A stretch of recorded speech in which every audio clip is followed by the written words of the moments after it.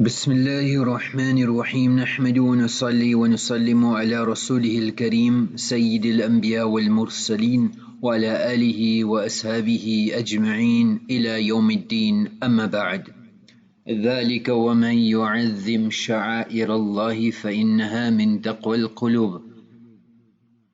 Whoever venerates the way marks Allah, that is a sign of piety, devotion of the heart. Since a person has been accepted to go to these Mubarak, blessed places, very important that the adab, the etiquette, the rules, the laws, the shari, masail, adequate preparation needs to be made. A person needs to do the correct preparation and just not spontaneously go. So there's a lot of homework, there's a lot of research, there's a lot of groundwork and planning which needs to come in place. A person wants to climb Mount Everest. How much physical training does he need? How much mental training? What research is done for the equipment and the gear needed to execute that task? How many people does he have to consult with? Which experts does he need to visit and see? There's so many angles before he embarks on his journey. He doesn't just wake up one day and decide, I'm climbing Everest. So the guidelines which is being given is tried and tested. So same, we go into these Mubarak places. Who are the scholars? Who are the ulama? We need to make effort and go to these scholars, ulama rabbaniyin. Likewise, study the lives of the predecessors. See how they should execute their Hajj. Somebody wants to swim the English Channel. How many years? Can he just jump into the water and decide I'm going to cross the channel? No. Before that, how much years of effort, how much training, etc. So going to these places without learning the adab, without going to the rijal, the sulaha, the scholars of deen, without knowing the history of these places, without learning how to make dua, the amal, those are our tools. Salah, how to get concentration, dhikr, what type of dhikr we should be making. Just to go in blindly, a person needs to introspect. Mentally, what preparation? Physically, you need to be fit, you need to be healthy. Tawaf is needs serious physical strength and energy. So you need to be physically fit. All these avenues. What do you need? The days of Hajj, the bag for a Haji, what do you put inside? People who have went for Hajj previously, what was their suggestions? So that's not against tawakkul to have a prepped bag with all the necessities that a person will need. And that is finding things that are within the confines of Shariat. So if a person has to use a wet paper, a towel, a serviette, etc., then it shouldn't be scented. No. Is it sauced? You need to use cream. Is there a cream that is scentless? All these masail, the shoes that you are wearing, very important. What have the scholars given permission? And why لَقَدْ لَقِينَا مِنْ سَفَرِنَا هَذَا نَسَبًا? Why tire yourself? Why exhaust yourself when there was no need for that exhaustion? People say, work smart, don't work hard. So yes, there will be sacrifice, mujahada, but it should be calculated. Then what happens? It is bi'idhnillah, with the permission of Allah, decided it. Certain things are in our control and certain things are not. Prepare for what is in your control and be ready for what's not in your control. So nowadays people want to go for long periods prior to the days of Hajj. And when the ayam of Hajj come, the reason why they're tired, they're exhausted, they homesick.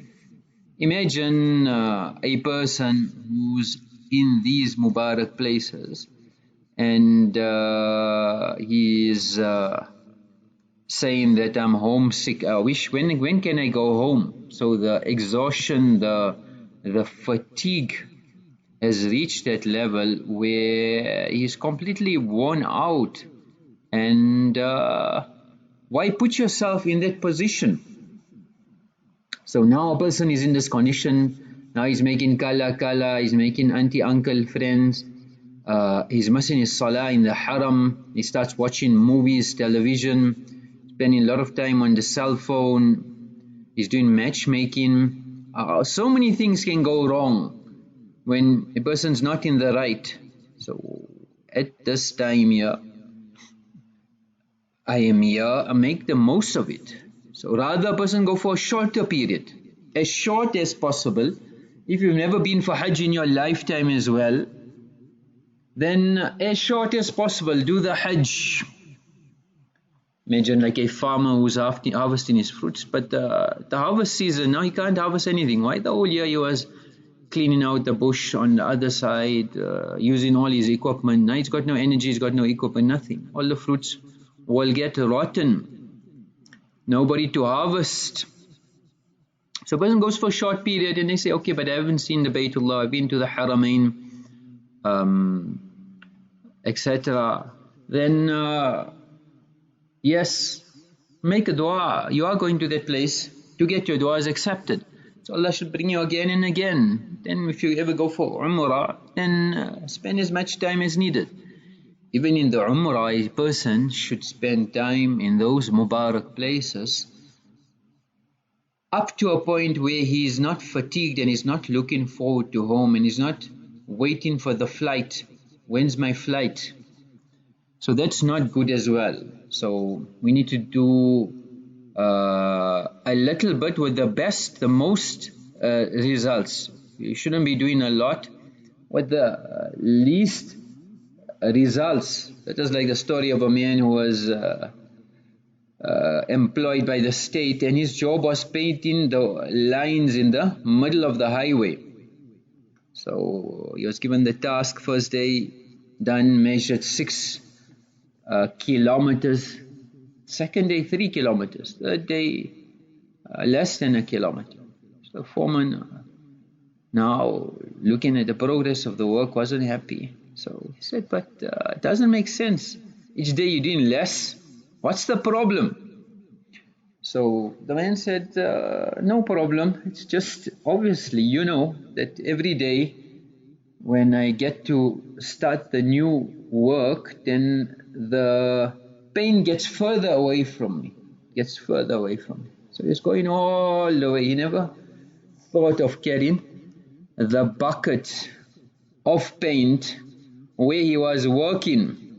He never carried the bucket of paint where he was working. So we don't need to do a lot, exhaust ourselves and get tired and finish yourselves. No. Ahsan, do amal excellently, the best. And wearing out, wearing down, exhausting yourself is not the objective. It says fatigued. So person has made so much sacrifice, he's left his business, he's left his family, so much sacrifices, and everybody, when you when in those places, when the family back home is asked, where's so and so? No, they gone for Hajj. Ask the children where they gone for Hajj. Ask the parents where they gone for Hajj.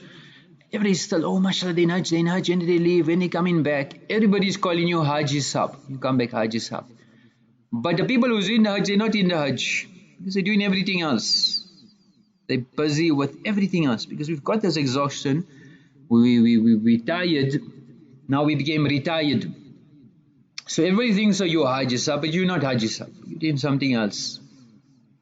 So We need to evaluate and introspect. That's why Ml Thanwi used to say that speaking in abundance and associating with people are very harmful spiritually. Now a person is there, he is associating, he's just passing his time. You're not there to pass time, you're there to make time. Continue with the meanings of talbiyyah. One meaning is ikhlas, sincerity, min lubbi shay, which means the essence of a thing. وَهُوَ خَالِصًا, something that is pure, not contaminated. So it is said also, لُبُّ الرَّجُلِ أَقْلِهِ وَقَلْبِهِ, the man's mind and heart. So the mind and heart, the soul of things. So when something is unadulterated, something is pure, something is not corrupt, that is. So when a person is saying labbaik Allahumma labbaik, is saying I'm purely, solely, wholly, only for you, Ya Allah, and I am here only for you, for no other reasons, not because somebody forced me, not because the Jamaat was going and I said okay I'll just go with them, not because I can do a lot of shopping, not because of any other motive. Labbaik la sharika laka labbaik. So here again a person is acknowledged the purity and the absoluteness which is quite vivid and clear.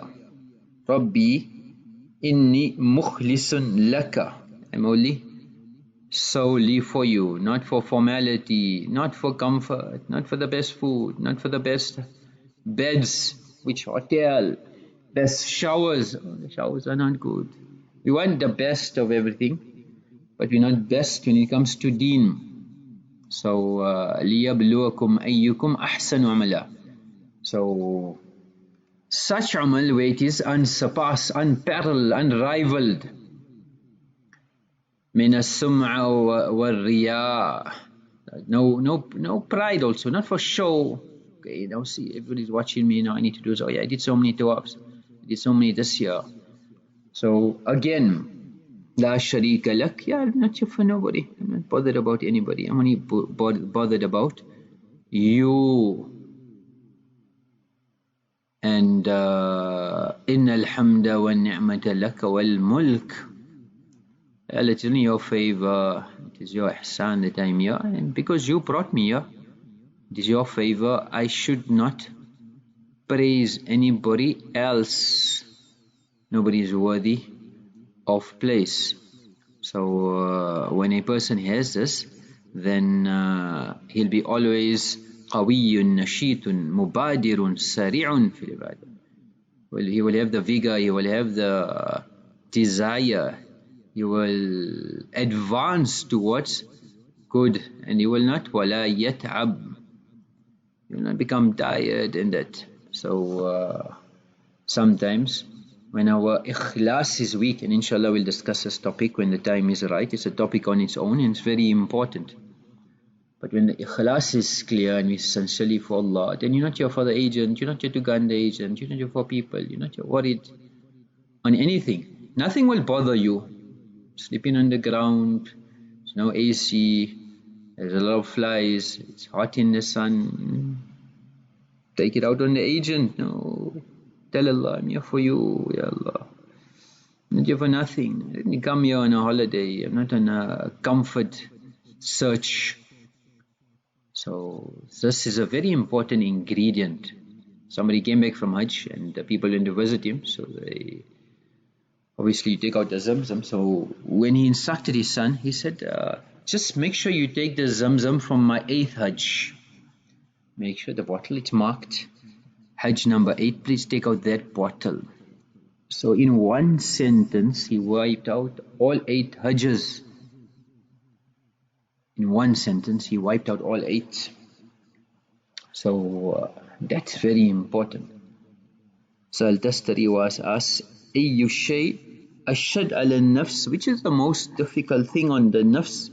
He said, الإخلاص لأن ليس لها فيه نصيب. Sincerity, because here there's no benefit whatsoever. You're only doing it for Allah. You're not gonna get any praises, nothing. It's only for Allah. Sufyaan Thowry used to say, ما ألجت شيئا أشهد علي من نيتي. If ever I had to get something right and I struggled, then it was my intention. إنها تتقلب علي, because it revolves fast, changes easily. الإخلاص أن يفعل. Is Ibn Abd Salam used to say that sincerity is such that a person obeys Allah purely, doesn't want any honor, he doesn't want a name, he doesn't want fame.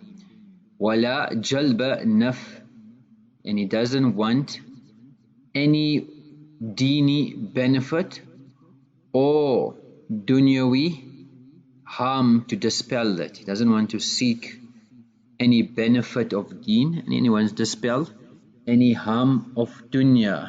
فإن الإخلاص في القول والعمل أساس, because this sincerity in speech, in action, is a foundation of acceptance in Allah. This is the foundation, this is the stepping stones to acceptance. So when you want to raise your voice anytime to somebody, anywhere, sitting in a haram, somebody gaps in, it's in a road, somebody cuts you off, you're in the line, somebody comes and throws you out of the line, you're supposed to be getting a certain thing and things happen otherwise, and it was not in their control. You got to Mina, Arafat, Muzdalifah, and your camp was hijacked. At that point in time, instead of raising your voice, raise your gaze to Allah and raise your status with Allah. So when you look to Allah and you just swallow, there's such a sweetness Allah will give a person. And you talk to Allah, Ya Allah, I could have done this, I could have told this person. وَقَادِرٌ عَلَىٰ أَن يُنْفِضَهُ. You can vent your anger, you can take revenge, and you don't. Then دعوا الله على رؤوس الخلائق يوم القيامة حتى يخيره من الحور العين. Day of Qiyamah, Allah will call you and say, choose. At that moment, you controlled your anger. Abu Nasr al-Sayyid was a very poor fisherman, so he had no food. One day he was restless, parishani, out of hunger, and he went to the masjid. He was crying. So the Imam seen his situation, so he said, go to the river bank, offer 2 rakat salah, and then throw the fishing net in the name of Allah. So he did that, got a large fish, went to the marketplace, sold it, and got a loaf of bread. Now imagine, after so much time, your family's hunger, and the pangs of hunger, severity of the pangs of hunger, now you're going home with the bread. What elation, what thrill, what enjoyment, what ecstasy. And on the way,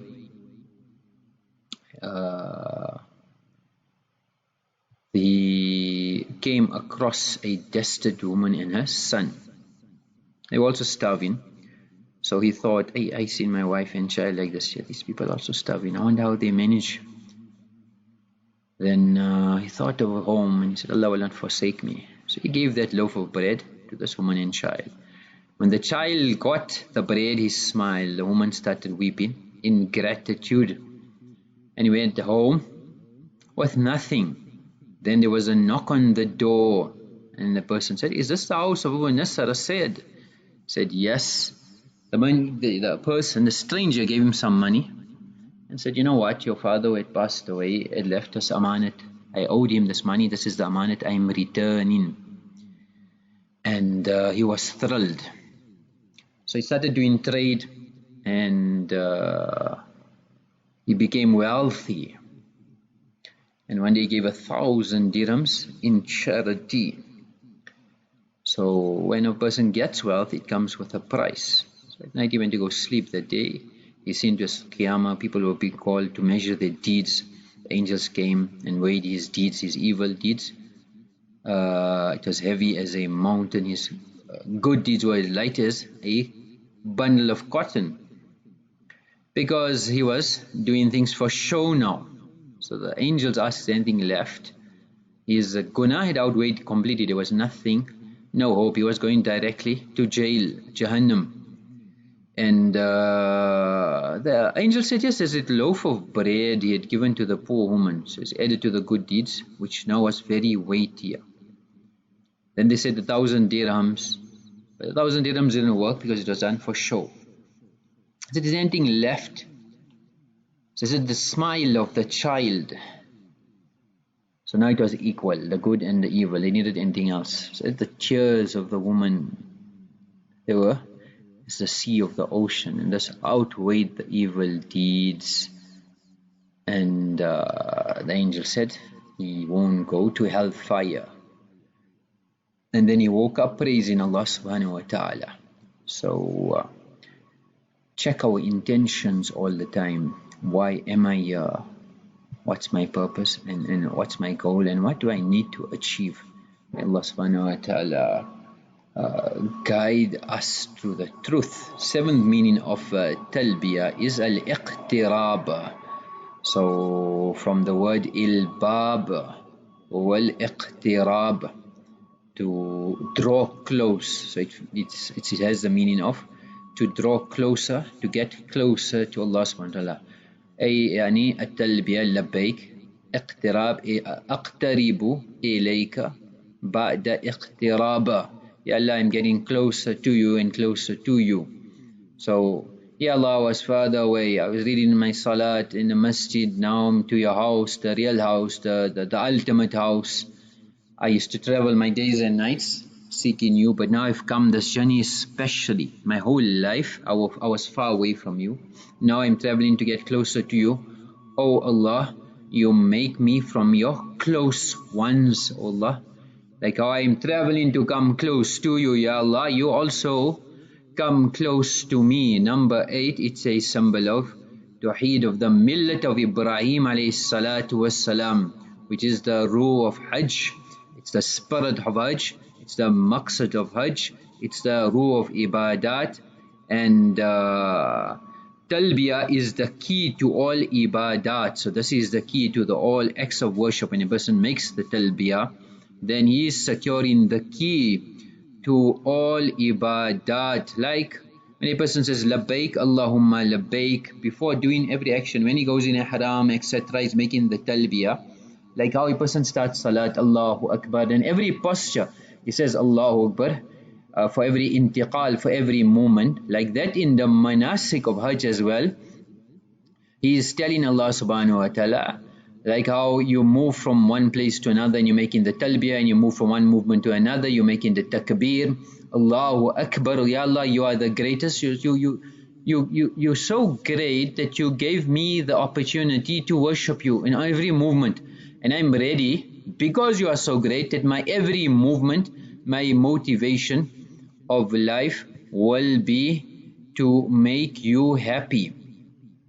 So like how Ibrahim alayhi salatu wassalam said, Inna salati wa nusuki wa mahyaya wa mamati lillahi rabbil alameen. Allah subhanahu wa ta'ala said, say, O Ibrahim, my salah, my sacrifice, my loving, my dying are for Allah, lillahi rabbil alameen. Everything exists for Allah. All my movement, my stagnation, my statements, my silence, my youth, my old age, my wealth, my charity, my poverty, my all conditions, in health, in sickness, in all conditions, Ya Allah, I will worship you. So like how Ibrahim alayhi salam made this da'wah without any partners, without any shirk, without any idols. Ya Allah, فَصَلِّ لِرَبِّكَ وَانْحَرْ, that it's only for you, my amal, my sacrifices. Unlike the mushrikeen, the idolaters, they used to worship the idols and sacrifice for the idols. So here the command is to contradict and to defy these practices.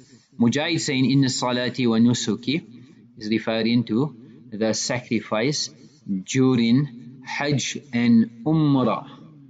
May Allah subhanahu wa ta'ala give us tawfiq. The amal for today is that when a person cleans the masjid or removes any dirt from the masjid, then there is a lot of virtues. There's a lot of virtues for it.